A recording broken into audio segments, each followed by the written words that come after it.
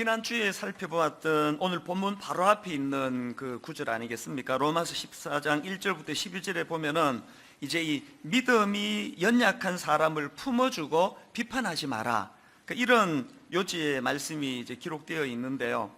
근데 그 과정에서 그 신앙생활하는 우리가 꼭 기억해야 될 중요한 지침 한 가지를 언급하는 것을 볼 수가 있습니다. 로마서 14장 5절 6절 말씀이 바로 그 말씀인데요. 어떤 사람은 이 날을 저날보다 낮게 여기고 어떤 사람은 모든 날을 같게 여기나니 각각 자기 마음으로 확정할지니라. 나를 중히 여기는 자도 주를 위하여 중히 여기고 먹는 자도 주를 위하여 먹으니 이는 하나님께 감사하며 먹지 않는 자도 주를 위하여 먹지 아니하며 하나님께 감사하느니라. 이게 무슨 내용인가 하면은 뭐든지 소신을 가지고 판단하고 소신을 가지고 행동하라는 것입니다. 이 주를 위한다는 이 큰 전제가 무너지지 않는 한 우리는 뭐든지 내가 판단하고 내가 결정하고 그렇게 소신껏 행할 수 있다는 그 이야기입니다. 이게 얼마나 중요한 지침입니까? 디모데전서 4장 3절 4절에도 비슷한 내용이 나옵니다. 음식물은 하나님이 지으신 바니 믿는 자들과 진리를 아는 자들이 감사함으로 받을 것이니라. 하나님께서 지으신 모든 것이 선함에 감사함으로 받으면 버릴 것이 없나니.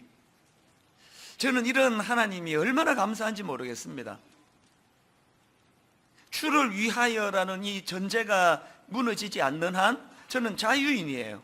그래서 요한복음 8장 32절 진리를 알지니 진리가 너희를 자유롭게 하리라. 우리 어릴 때 그 주일학교 선생님들이 그 율동을 곁들여 가지고 가르치셨던 그 찬양이 여러분 다 아실 거예요. 나 자유 얻었네, 너 자유 얻었네, 우리 자유 얻었네. 나 자유 얻었네, 너 자유 얻었네, 우리 자유 얻었네. 사실 저 노래는요, 믿는 우리들의 주제가여야 합니다. 우리는 자유인이에요. 누구에게도 얽매이지 않습니다.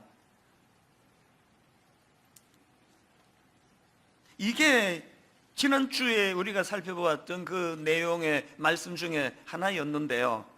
그런데 오늘 본문에서는 이 자유함으로 판단하고 자유함으로 행동해라고 말씀하셨던 지난주 본문에서 한 걸음 더 나아가 가지고 무슨 말씀을 주시느냐, 우리가 주를 위한다는 이 판단 기준만 흐트러지지 않는다면 무엇이든지 소신껏 판단하고 소신껏 행동할 자유가 있지만, 그러나 약한 자를 위해서라면 네 자유를 스스로 제한할 수 있어야 한다. 이게 오늘 본문의 주제의 말씀입니다. 이런 맥락으로 본문을 쭉 읽어보시면요, 먼저 맨 앞에 나오는 본문 13절을 보십시오. 그런즉 우리가 다시는 서로 비판하지 말고 도리어 부딪힐 것이나 그칠 것을 형제 앞에 두지 아니하도록 주의하라. 여기 나오는 부딪힐 것이나 그칠 것은 걸림돌과 장애물을 말합니다. 그러니까 우리가 서로 비판하지 말고 그 연약한 이웃들이 그 걸림돌과 장애물에 걸려 넘어지지 않는 그런 것을 중요한 기준으로 삼으라는 거거든요. 그러면서 그 다음 14절부터 이제 걸림돌과 장애물이 뭘 말하는지에 대한 설명을 쭉 열거를 하는데, 자 14절을 보십시오. 내가 주 예수 안에서 알고 확신하노니 무엇이든지 스스로 속된 것이 없으되 다만 속되게 여기는 그 사람에게는 속되니라. 이게 무슨 뜻인지 지난주 그 배경을 말씀드리지 않았습니까?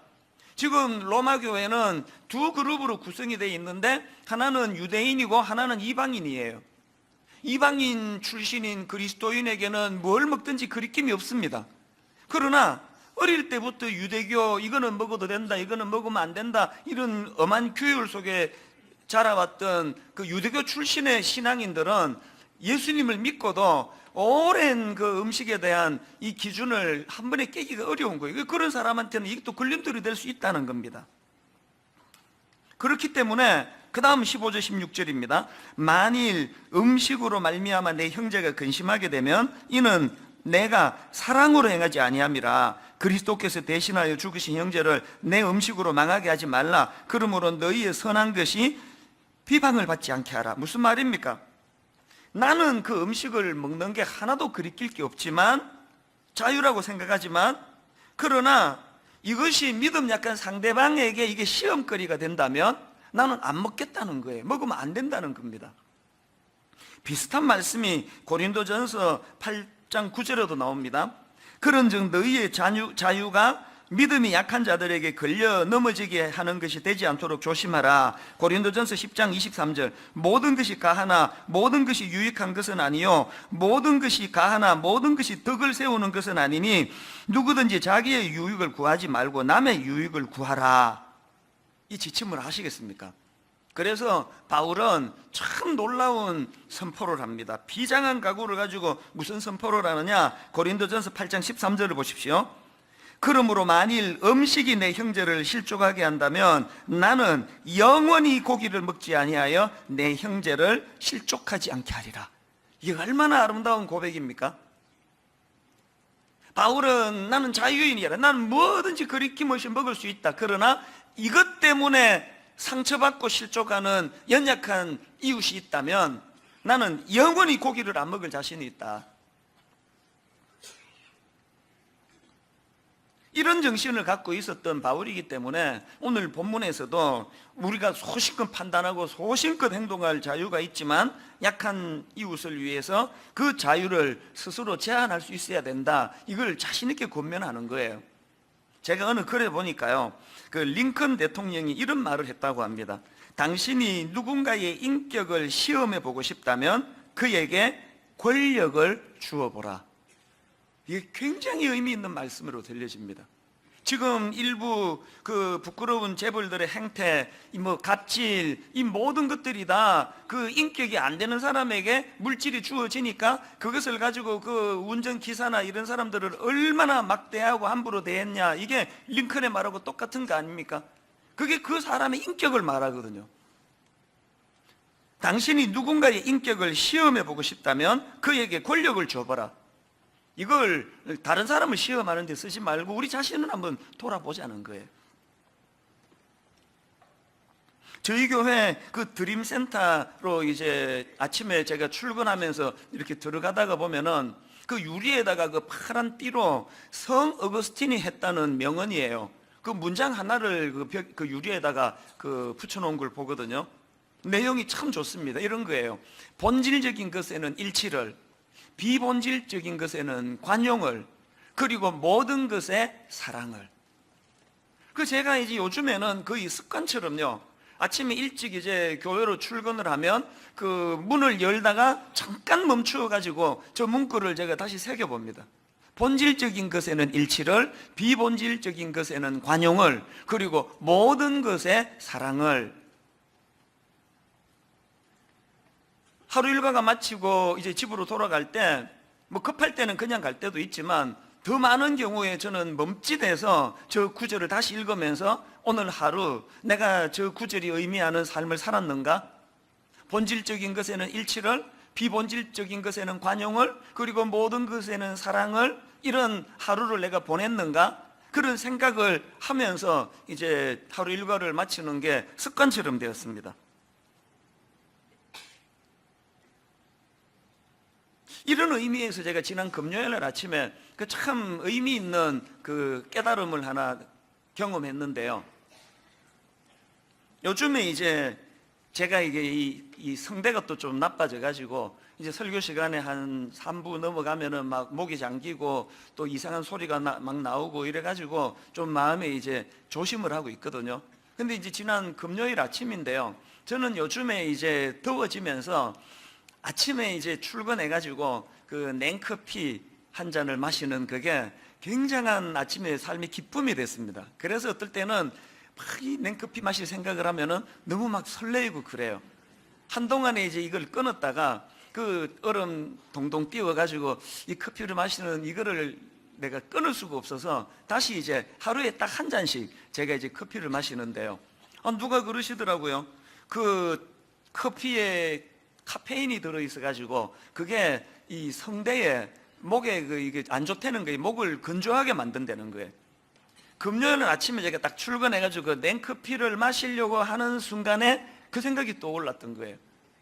이틀 남았는데 설교하려면 이 성대에 안 좋다는데, 그래서 오늘은 내가 커피를 참아봐야 되겠다. 그래서 안 마시기로 한 거예요. 야, 여러분, 이게요, 별로 뭐 생각이 안 나서 안 마시는 거고요, 이 지금 마시고 싶은데 참는 거, 이게 뭐 차원이 다르더라고요.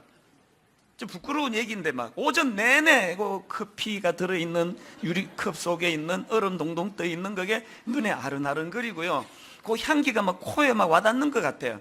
차라리 그냥 마셔버리고 내가 이런 생각하지 말까? 그런 유혹도 있었습니다. 근데 대견하게도 금요일 어제 이틀 일절 커피 안 마시고 참았거든요. 오늘 이 설교를 위해서. 그런데 여러분 한번 생각을 해보세요. 제 몸을 이루고 있는 이 백체 중에서요, 커피를 다 필요로 하는 거예요. 아침에 일어나가지고 그 카페인이든 커피 한 잔을 마시면 이제 생체 리듬이 활력을 되찾기 때문에 커피가 도움이 돼요. 그리고 말씀을 묵상하고 또 설교를 준비하려고 하려면 그 커피 한 잔 마시면 그 각성 효과가 있어가지고 정신을 맑게 해주는 게 사실이에요. 그러니까 내 모든 지체가 다 지금 커피를, 달달한 커피를 원하는데,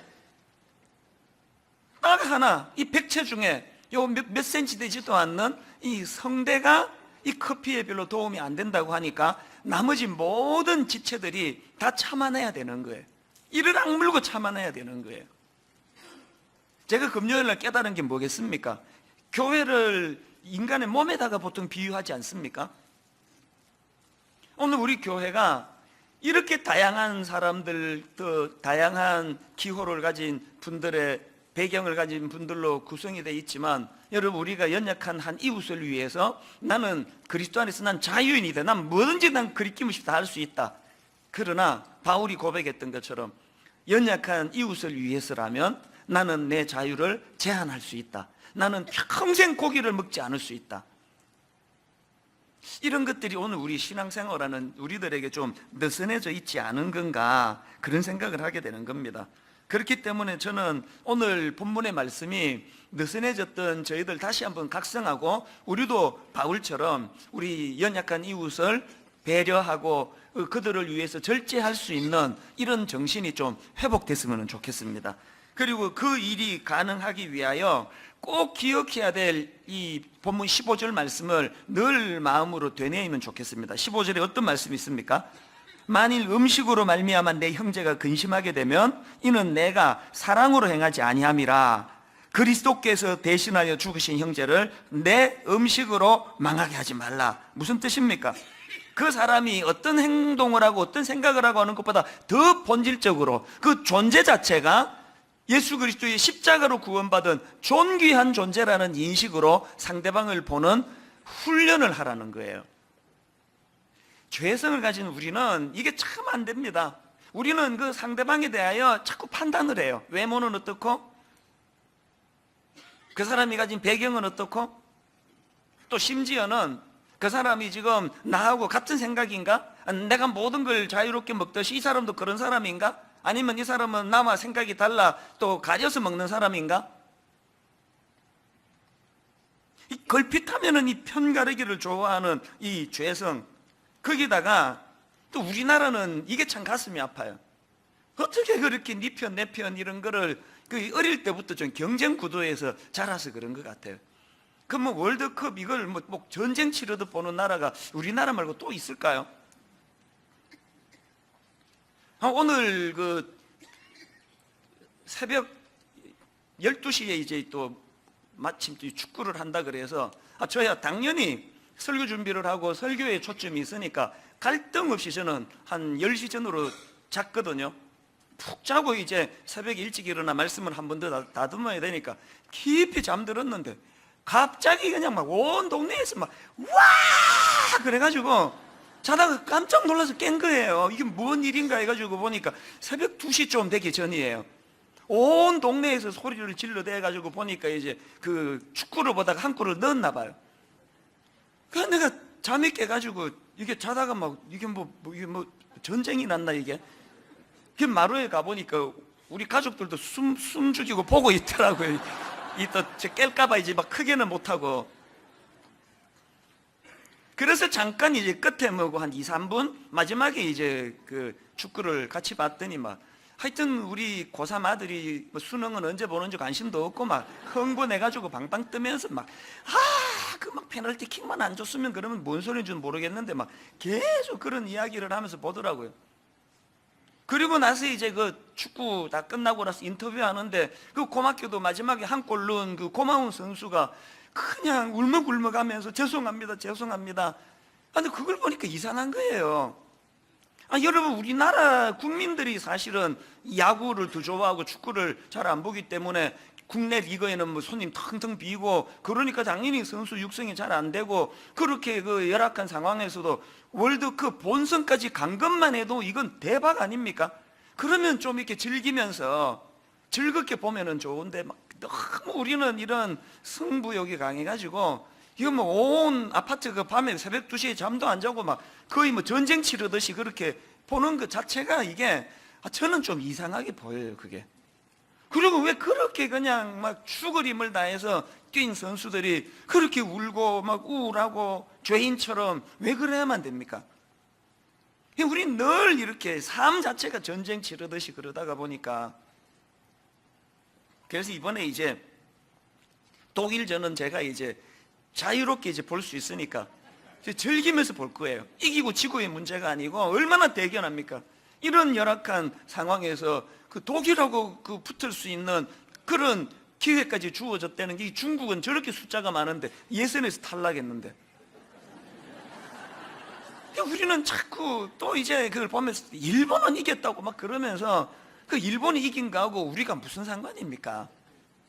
자꾸 매사가 이런 식으로 그 대결 구도로 살아가다가 보니 자꾸 이게 습관이 돼가지고요, 그 사람을 한 인격으로 대하기보다는 저 사람 내 편인가 아닌가, 그래서 출신이 어디야, 이념적으로 지금 그 나랑 같은 거야 아니야, 이런 경직을 내려놓기 위해서는 어떻게 해야 된다고요? 15절, 그리스도께서 대신하여 죽으신 형제를 내 음식으로 망하게 하지 마라. 그런 어떤 겉으로 보여지는 이런 거를 뛰어넘어 그 존재 자체가 주님이 너무너무 귀하게 여기셔서 십자가를 통해 구원해 주신 하나님의 인격을 가진 존재라는 이런 넓은 마음으로 그를 품어야 된다는 거예요.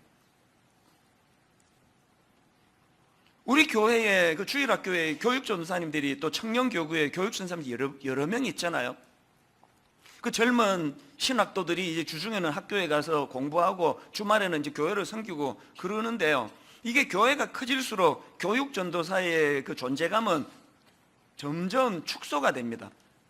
그래서 뭐 자칫하면은 전임 목사님들은 심부름을 해주고 그런 역할로 전락하기 쉬운데요, 저는 우리 교회 교육전사들에게 여러 번 강조했습니다.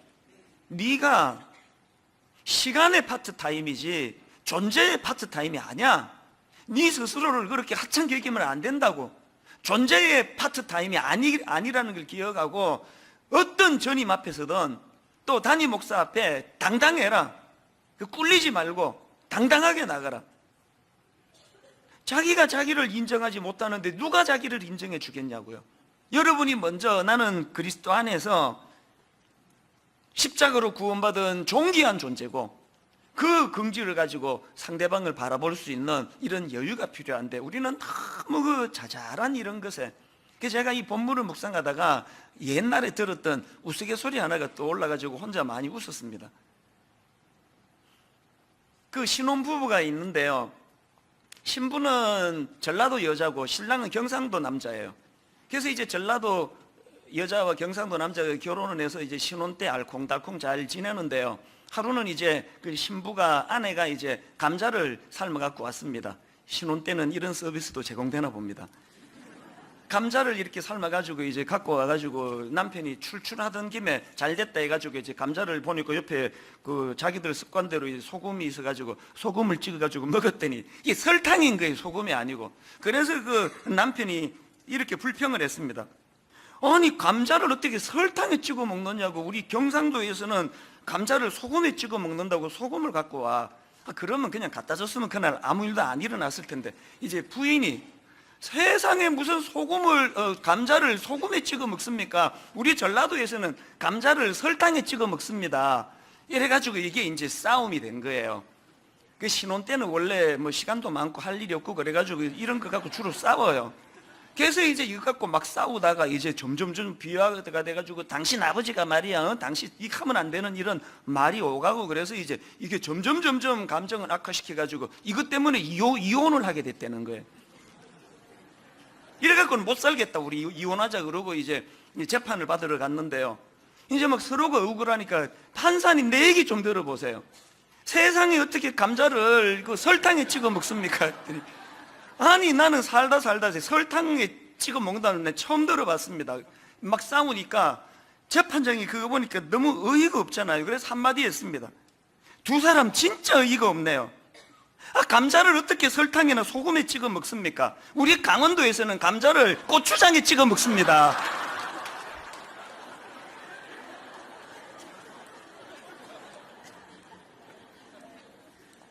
이게 지난주 말씀드렸던 아디아포라, 이래도 상관없고 저래도 죄가 안 되는 거, 그게 아디아포라. 여러분 사실 이게 우스갯소리지만요, 우리 대인관계에서 이런 어처구니 없는, 이거 내가 그 소금에 찍어 먹는 게 익숙해도 상대방이 설탕에 찍어 못 된다 그러면 수용해 줘 버리면 되는, 이거를 못 견디는 게 그게 우리 아닙니까?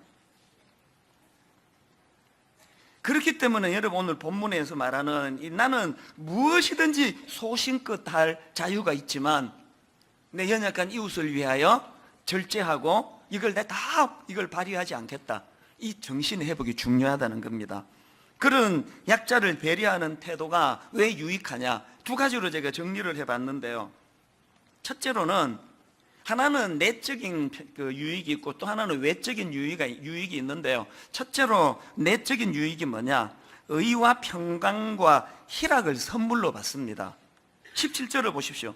하나님의 나라는 먹는 것과 마시는 것이 아니요 오직 성령 안에 있는 의와 평강과 희락이라.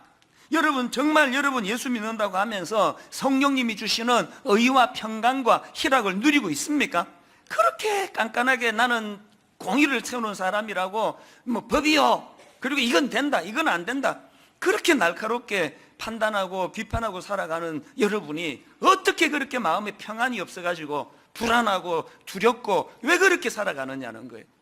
아무리 그게 내 기준으로 이게 법이요 옳아 보여도 좀 연약한 이웃을 위하여 그것을 품어주고 용납하고 좀 수용해주고 할 때 거기에 의와 평강과 희락이 찾아온다는 거예요.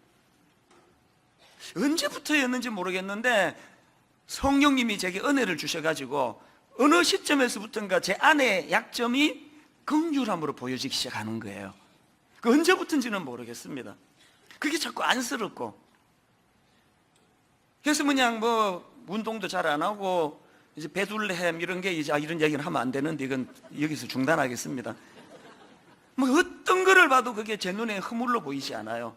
그 긍휼함으로, 몸이 약한 것도 이런 습관이 있는 것도. 그러고 났더니 가정에 평화가 찾아오는데요, 제일 먼저 혜택을 제가 봐요. 가정이 지금은 작은 천국이라고 해도 과언이 아니에요. 그런데 영적으로 제가 또 약해지면 이게 또 올라와요. 자꾸 또 판단하려고 그래요. 우리가 싸워야 되는 건요, 내 안에 있는 의와 평강과 희락. 그래서 여기 보니까 여기 하나님 나라는 이렇게 시작하는데요, 하나님 나라는, 여기서 말하는 하나님 나라는 하나님이 통치하는 영역이에요. 우리 가정을 하나님이 통치하는 영역이 되시면 거기에 의와 평강과 희락이 나온다는 겁니다. 우리가 오늘 본문 전체의 줄거리로 말씀을 드리자면 예수 그리스도를 영접하고 내가 모든 그 부분에 내가 자유하지만 연약한 이웃을 위하여 내가 절제하겠노라고, 거기에 의와 평강과 희락이 선물로 주어진다는 겁니다. 제가 한 5, 6년 전만 해도요, 무슨 언론사에서 인터뷰하자 그러면 거절한 적 한 번도 없습니다. 그 좋은 일 아닙니까? 교회 목사가 일간 신문에 인터뷰를 하고 거기에 그리스도의 정신이 나오면은 그건 좋은 일이라 생각해서 한 번도 거절한 적이 없어요. 그랬는데요, 한 5, 6년 어간으로 일절 어떤 인터뷰도 이제 나가지 않습니다. 그리고 어떤 대외적인 활동 절제하고 있습니다. 왜 그런지 아십니까? 문득 성령님이 내게 그런 깨달음을 주시더라고요. 나같이 큰 교회 목사가 낄 때 안 낄 때 모르고 여기저기 설치고 다니는 이것 자체가 어떤 작은 교회 목사님에게는 이게 부담이 될 수도 있겠다.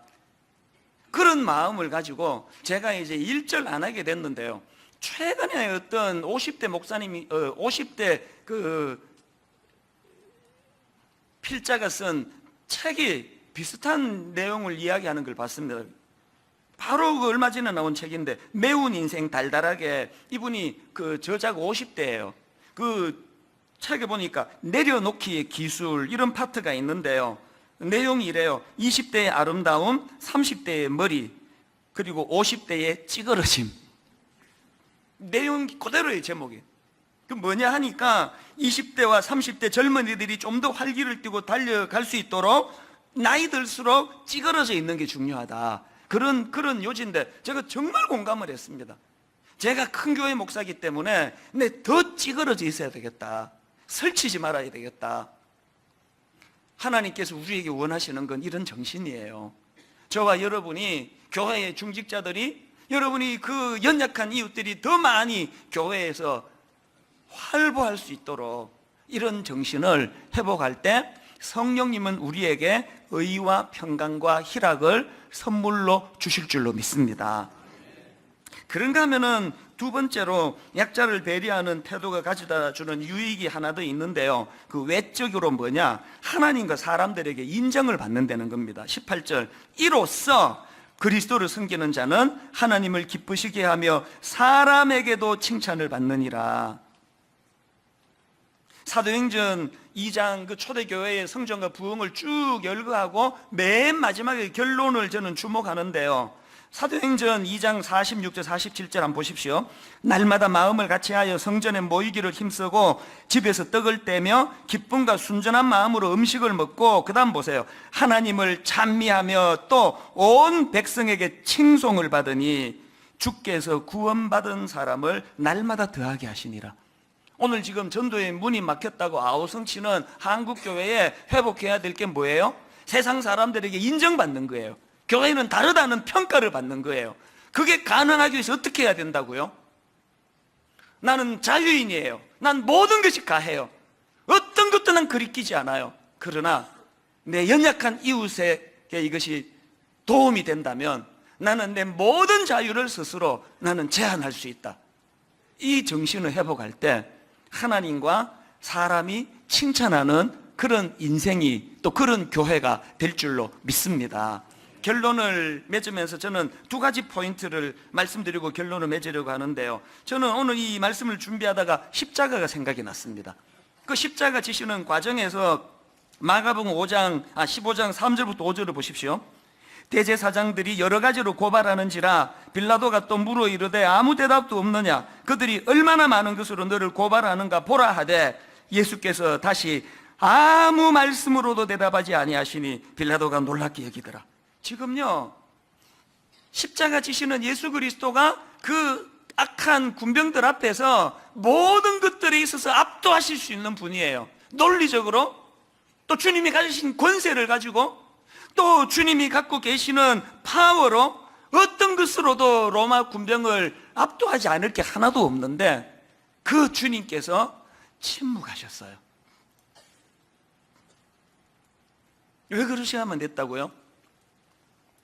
죄로 말미암아 하나님 품을 떠나버린 우리, 세상에서 약자 중에 약자가 된 우리를 구원해 주시기 위하여 주님이 가지셔야 했던 그 절제, 이게 오늘 우리를 구원해 주시는 도구가 된 거 아닙니까? 그래서 이사야 53장 5절에 그가 찔림은 우리의 허물 때문이요 그가 상함은 우리의 죄악 때문이라. 그가 징계를 받음으로 우리는 평화를 누리고 그가 채찍에 맞음으로 우리는 나음을 받았도다.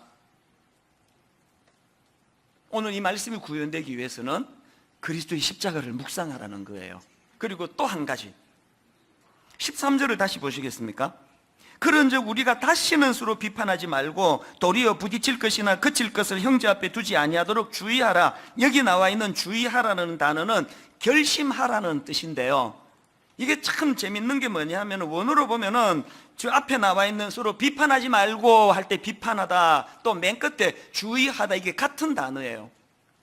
바울이 지금 워드 플레이 하듯이 여기 나와 있는 두 단어가 다 원어로는 크리네인이라는 단어인데요, 이 단어는 정죄하다, 심판하다, 결심하다 이런 뜻을 가지고 있는 단어인데, 워드 플레이 하듯이 지금 바울이 이 단어를 가지고 강조하는 게 뭐예요? 서로를 비판하는, 정죄하는 마음을 내려놓고 그 자리에, 같은 단어니까 그 자리에 연약한 이웃을 품어주려고 결심하고 결단해라.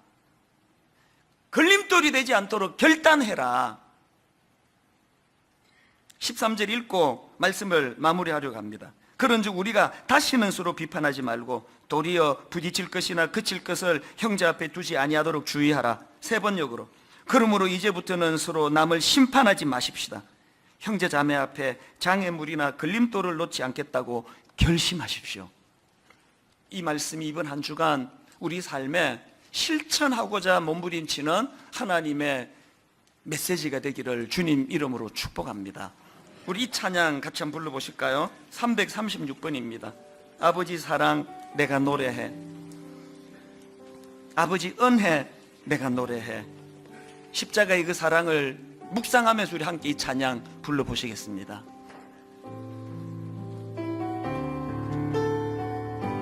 아버지 사랑 내가 노래해, 아버지 사랑 내가 노래해, 아버지 은혜 내가 노래해. 아버지 은혜 내가 노래해. 여러분 그 사랑을 아십니까? 그 사랑, 변함없으신, 거짓 없으신, 성실하신 그 사랑. 여러분 그 사랑을 아십니까? 상한 갈 때 꺾지 않으시는, 꺼져가는 등불 끄지 않는 그 사랑, 변함없으신, 거짓 없으신, 성실하신 그 사랑. 사랑, 그 사랑, 날 위해 죽으신, 날 위해 다시 사신 예수 그리스도 다시 오실 그 사랑. 죽음도 생명도 천사도 하늘의 어떤 권세도 끊을 수 없는 영원한 그 사랑 예수.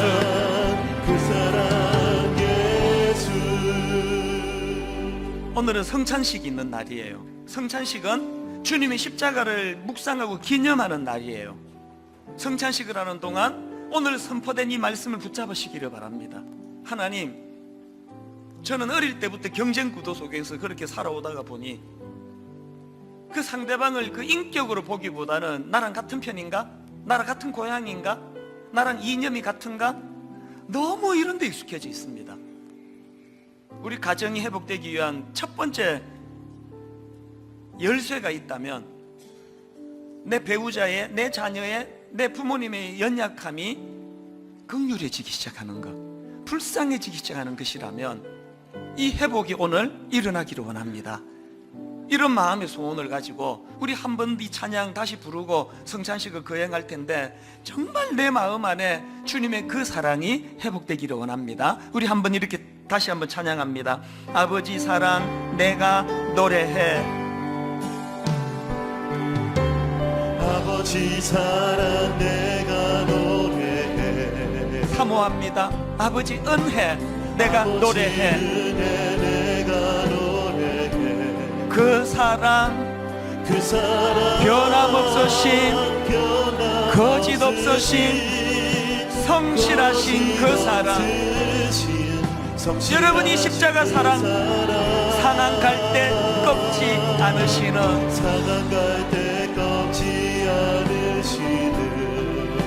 꺼져가는 등불 끄지 않는 그 사랑, 변함없으신, 거짓 없으신, 성실하신 그 사랑.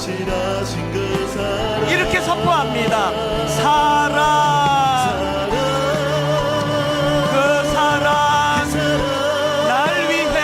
오신 날 위해 다시 사신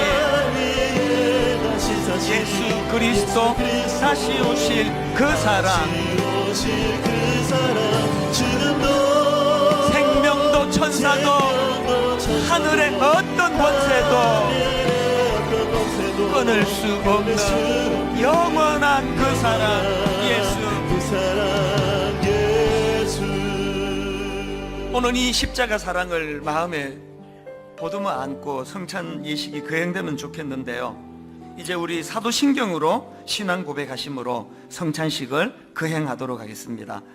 전능하사 천지를 만드신 하나님 아버지를 내가 믿사오며 그 외아들 우리 주 예수 그리스도를 믿사오니 이는 성령으로 잉태하사 동정녀 마리아에게 나시고 본디오 빌라도에게 고난을 받으사 십자가에 못 박혀 죽으시고 장사한 지 사흘 만에 죽은 자 가운데서 다시 살아나시며 하늘에 오르사 전능하신 하나님 우편에 앉아 계시다가 저리로서 산자와 죽은 자를 심판하러 오시리라.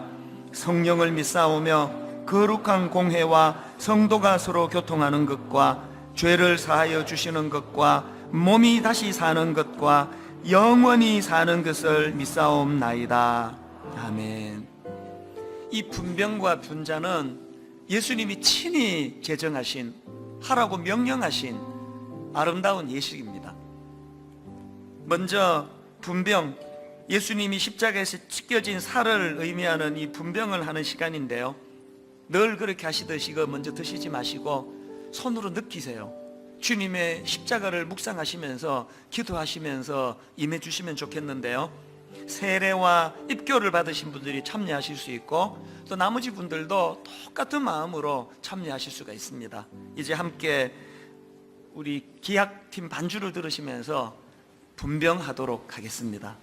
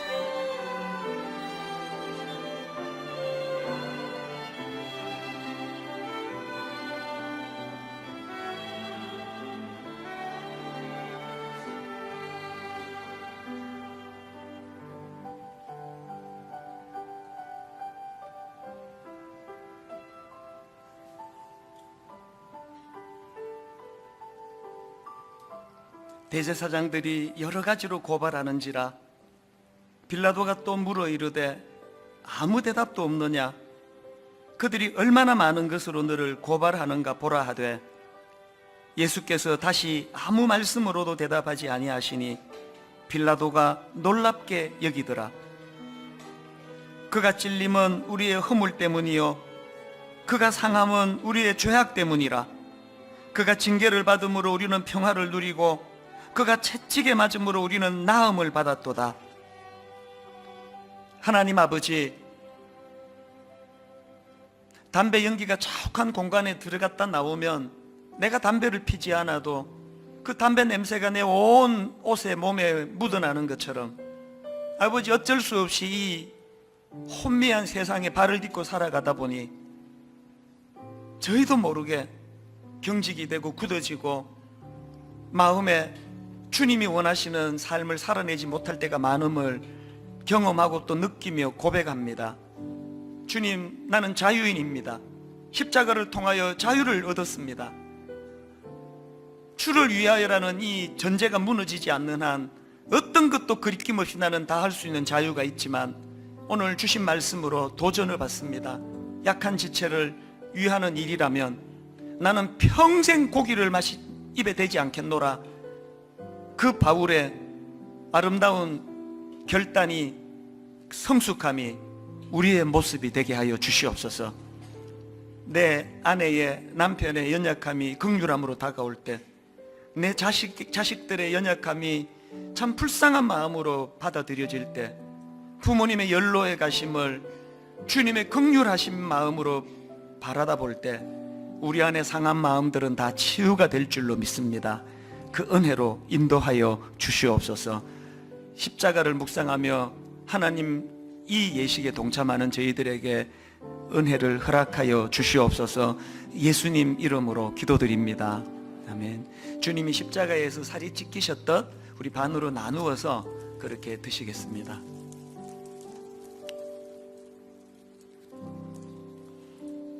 이제 분잔하도록 하겠습니다. 식후에 또한 그와 같이 잔을 가지시고 이르시되 이 잔은 내 피로 세운 새 언약이니 이것을 행하여 마실 때마다 나를 기념하라 하셨으니 너희가 이 떡을 먹으며 이 잔을 마실 때마다 주의 죽으심을 그가 오실 때까지 전하는 것이니라. 우리 분잔하시는 동안에 우리들의 찬양 226번 마음이 상한 자를 고치시는 주님, 의에 줄이고 목이 마르니 성령의 기름 부으소서. 함께 찬양하면서 사모하면서 동참하시겠습니다.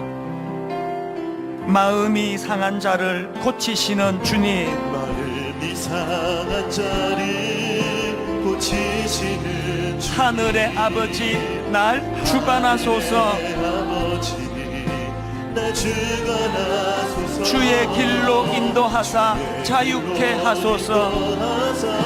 자유케 하소서. 새 일을 행하사 부흥케 하소서. 갈망합니다. 의에 줄이고 목이 마르니 성령의 기름 부어소서. 의에 줄이고 목이 마르니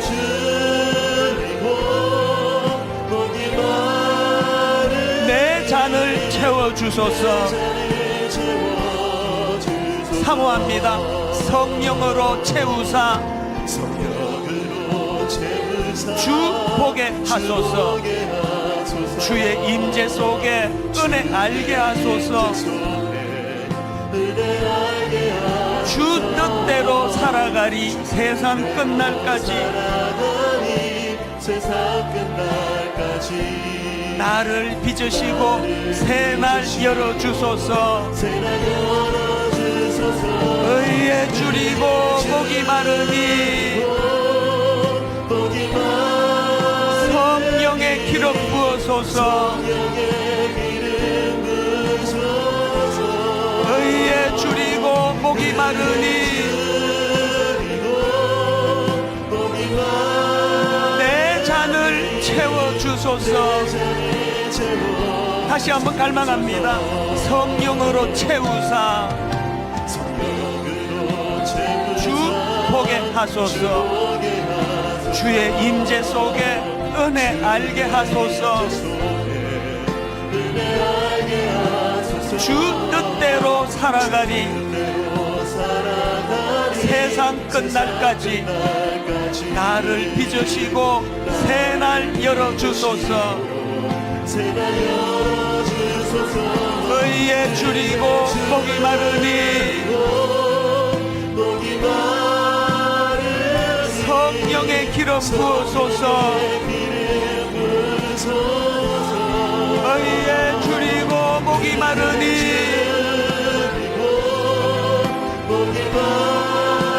내 잔을 채워주소서. 하소서. 우리 다시 한번 통성으로 기도할 때 하나님 이 잔을 손에 들고 십자가를 묵상하며 하나님 정말 그런 삶을 살아내기를 원합니다. 우리 영혼을 위하여 교회와 가정과 우리 조국 대한민국을 위하여 우리 통성으로 같이 기도하시겠습니다.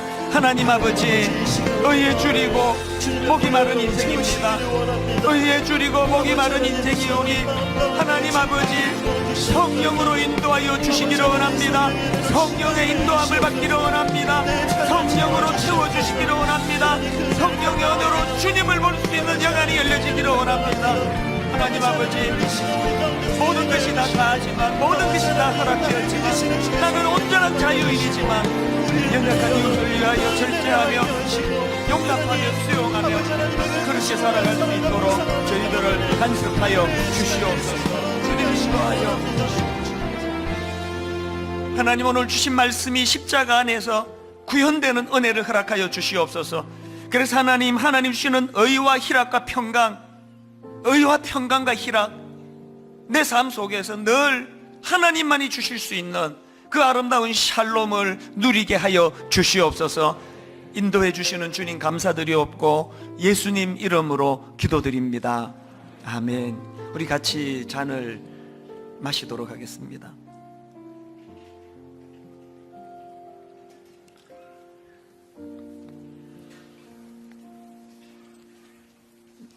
잔은 오른쪽으로 전달을 해주시고요, 수거용 비닐에 넣어주시면 감사하겠습니다. 이제 우리 다 자리에서 일어나셔서 찬송가 150장 1절 찬양하고 예배를 마무리하겠습니다.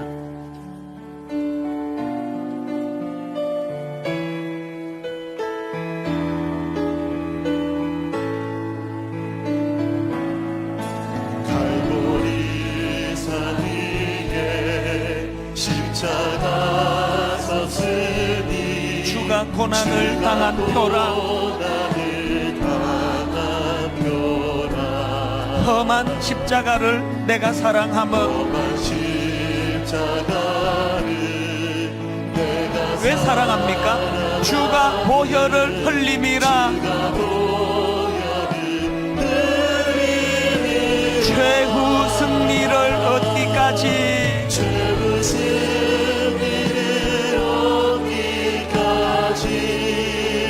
주의 십자가 사랑하리.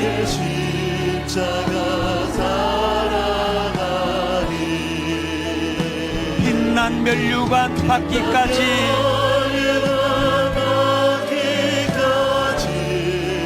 험한 십자가 붙들겠네.